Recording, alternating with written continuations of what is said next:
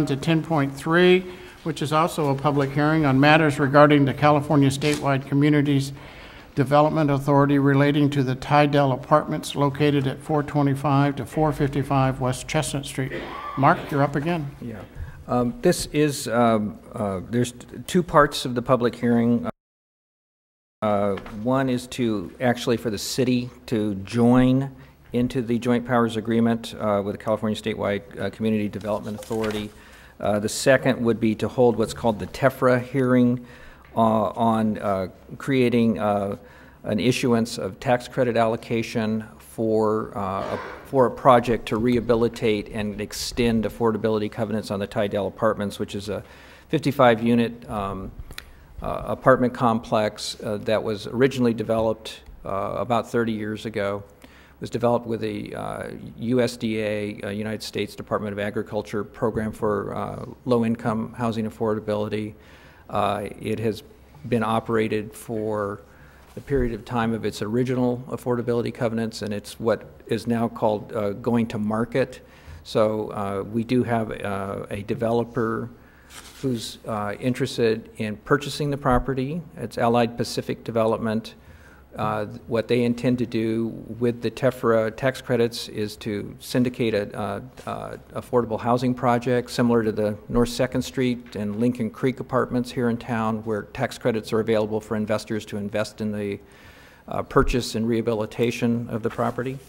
I do have a representative, Mr. Terrence Murphy is here tonight from the California Statewide Community Development Authority, and I think it would be very beneficial for both the public and for the council to hear from him about what the authority is about, what its business is about, and how it relates to the Tydell Apartments. So if I could have Mr. Terrence Murphy come up and give us a brief presentation on how these tax credit issuances work.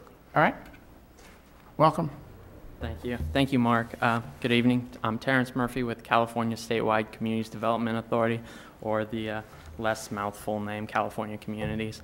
California Communities is a joint powers authority. We were created back in 1988 by our co-sponsors, the California League of Cities and the California State Association of Counties. We were created back in '88 to finance mainly industrial development bonds for manufacturers. We spent about the first 4 or 5 years of our existence doing strictly manufacturing. Since that time, we've branched out into other areas of tax-exempt debt, such as multifamily housing, which is what we're here for tonight, as well as nonprofit bonds. In addition to those, what are termed private activity bonds, the authority also issues bonds on behalf of public agencies. We have a program called the TRAN program, which is tax and revenue anticipation notes, which is essentially cash flow for cities and counties that we've issued for about 11 years now. Last year we issued about $900 million. We also have an infrastructure program called SKIP, which helps cities and counties create economic development by financing costs of improvement as well as the improvements themselves, in addition to a number of other programs for leases and water. We currently have about 500 members in California. We've issued over $40 billion in debt. The TEFRA hearing that we're having this evening is a requirement of the tax code. It just requires that any time tax-exempt debt is to be issued in a jurisdiction, a public hearing be held before the local elected body so that they can approve of the issuance of the bonds.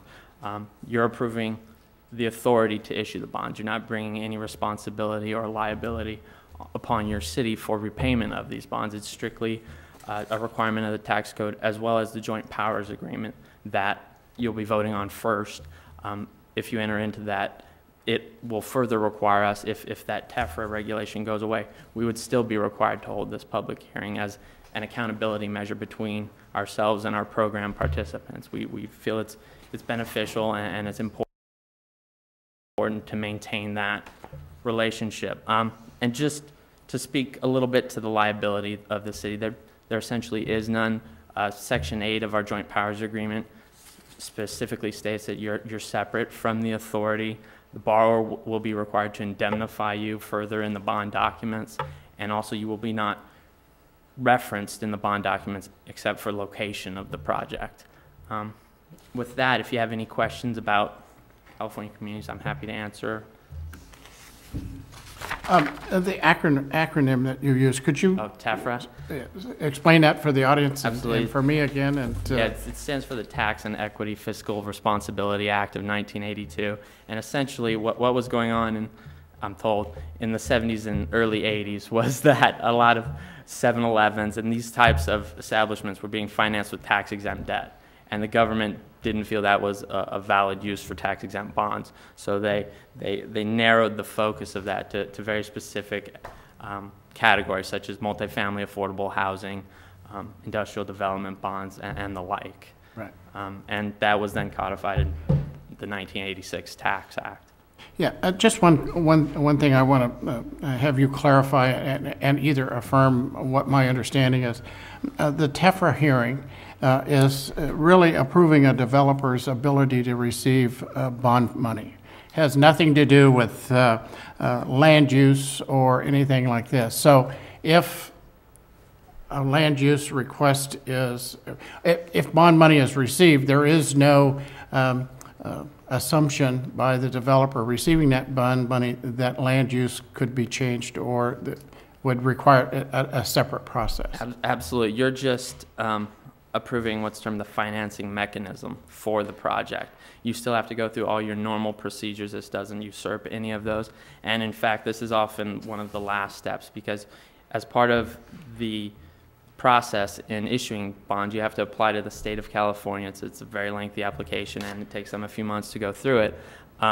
Part of that, you have to have the local agency certify that all local approvals have been obtained. It's part of their readiness clauses. So this doesn't change any of those policies, and we're often the last step in that process. Okay. And just one final question.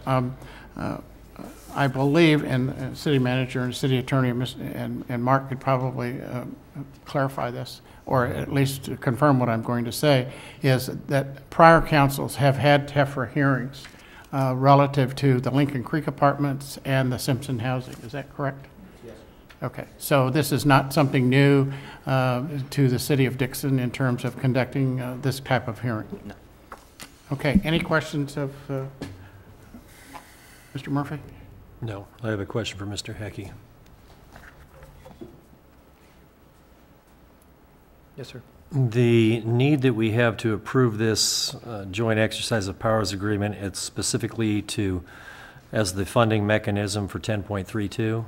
Correct. They're linked. They're linked together. And why is it that the California Statewide Communities Development Authority was not used to do either of the other two projects that the mayor just mentioned, either the Simpson Housing Department? In other words, why are we looking at specifically at the California Statewide Communities Development Authority? Is that something that the Tidal Apartments specifically requested instead of going to a different bond council? I believe that's the origin of it. I actually would have to look to Mr. Beecham, to the developer for Allied Pacific, to answer. Good evening, Mayor and council members. Yeah, we have a developer of affordable I'm sorry, housing. I need to know your name. I don't know your name. David Beecham, Beecham? Allied Pacific Development. Thank you, Mr. Beecham. E-A-C-H-A-M. We have developed affordable housing throughout California and most of the other western United States. And the mechanism that we've consistently used is CSCDA. They are the most, I guess, to be true, the most well-respected issuer of tax-exempt debt in the state of California, especially for those communities that don't have their own ability to issue bonds on behalf of the developer.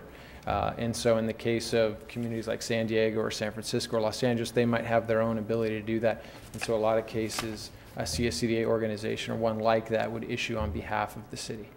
So you have other options other than the CSCDA? That's correct. There are other options. Okay, that was the only question I really had. Any other questions before I ask for, since it is a public hearing? Hearing none, are any members of the audience wishing to speak as part of the public hearing on this matter? Don't want to miss anybody.